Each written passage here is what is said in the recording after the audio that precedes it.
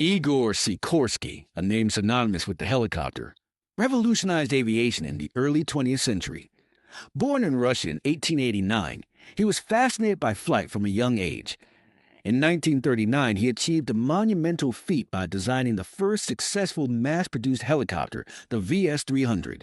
This innovative machine featured a single main rotor and a tail rotor, a design that remains the foundation of modern helicopters. Sikorsky's vision extended beyond just flying.